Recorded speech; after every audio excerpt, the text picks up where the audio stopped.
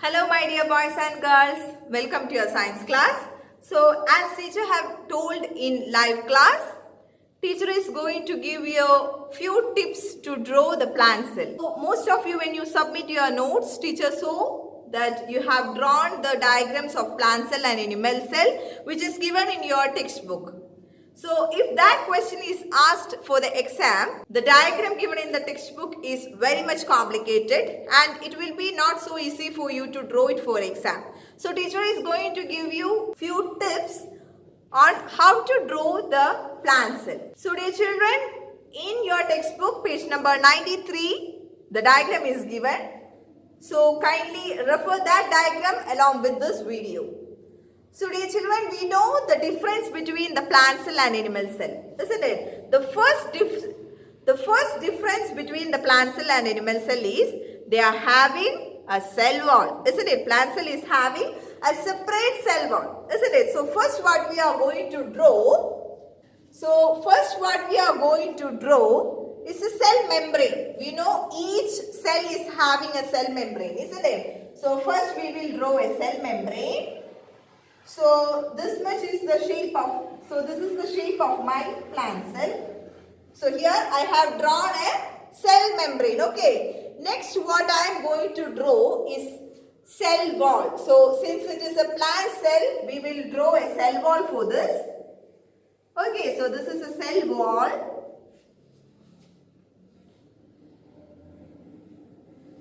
Here is the cell wall. So you have a cell wall here. Okay, so you have a cell membrane and you have a cell wall now. So if you are drawing an animal cell, you need not to draw the cell wall. Okay. Now, what is the second difference between the plant cell and animal cell? Yes, the plant cell is having a large vacuole in between, isn't it? So we will draw that. That is a large vacuole. Okay, this is a large vacuole which is seen nearby. So if you want, you can shade this vacuole. You can shade this vacuole. So teacher have also shaded this vacuole. So this is the vacuole of my plant cell.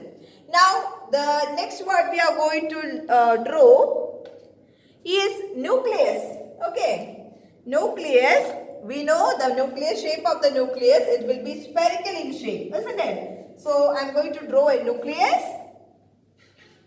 So here is the nucleus, spherical in shape, and inside the nucleus there will be nucleoplasm, isn't it? The dark color region. So this is nucleus with nucleoplasm. Now the plant cells are having a special organelle, isn't it? What is it? Yes, the chloroplast, isn't it? So we will draw the chloroplast. Chloroplast is seen. So chloroplast we will draw. Chloroplast with thylakoids. Okay. Chloroplast with, they are the plastids, isn't it? They are plastids with thylakoid. So let's draw that. 3 or 4 chloroplasts we will draw. Okay, have to draw 3 or 4. So teacher here have drawn 4 chloroplasts. Okay, our next cell organelle will be mitochondria. So each cell will be having the mitochondria and they are the powerhouse of the cell, isn't it? So let's draw the mitochondria. So the number of the mitochondria varies. So here teacher is drawing 3 mitochondria. We know mitochondria are rod shaped, isn't it? They are rod shaped. Now after that we will draw the dictyosomes. We know in animal cell the dictyosomes are called Golgi bodies and they are seen near the nucleus. Whereas in a plant cell, instead of Golgi bodies, dictyosomes are present and they are seen inside as rod shaped vesicles, isn't it? So let's draw this. Dictyosomes. I have drawn the dictyosomes. Inside this cell, you can put dots because it represents the cytoplasm. So you can put dots inside to represent the cytoplasm. So dear children, this is how you can easily represent all cell organelles in a plant cell. So once you finish drawing, you have to label the parts, isn't it? So first we will label. So here we have drawn the nucleus, isn't it? So let's label it as nucleus. Now here you have drawn the mitochondria, isn't it? So let's mark mitochondria. Mitochondria. Now after that, here you have drawn chloroplast with thylakoid membrane. So let's write here chloroplast. Chloroplast. Now what is left? Yes, a large vacuole in between is left, isn't it? So let's mark here vacuole. Vacuole. Vacuole. Now first what we draw was cell membrane, isn't it? So let's mark that cell membrane. Cell membrane. So after the cell membrane, outside we drawn large cell walls, isn't it? So let's mark cell wall. Let's mark here cell wall. Now here with tubes and vesicles we have drawn the dictyosomes, isn't it? So let's mark here dictyosome. Dictyosome. And inside the cell we have dotted and represented the cytoplasm, isn't it? So let's write here cytoplasm. Cytoplasm. So dear children, this is how you can draw easily a plant cell. So first what you drawn was cell membrane and we have marked here cell membrane. First you have to draw the cell membrane.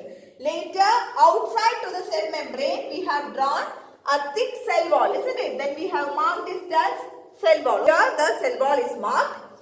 Then you have drawn the vacuole, large vacuole, isn't it? So here the vacuole is marked. Now after vacuole we drawn the nucleus, isn't it? So here nucleus is marked. Nucleus with nucleosome, it is marked. Now after that we drawn the chloroplast, isn't it? Chloroplast. So here the chloroplast is marked. Now after that we have drawn the mitochondria, that is rod-shaped mitochondria. So this is mitochondria. We have marked it like that. After that with tubes and vesicles we have drawn the dictyosomes, isn't it? So it is marked as dictyosomes of the plant cell.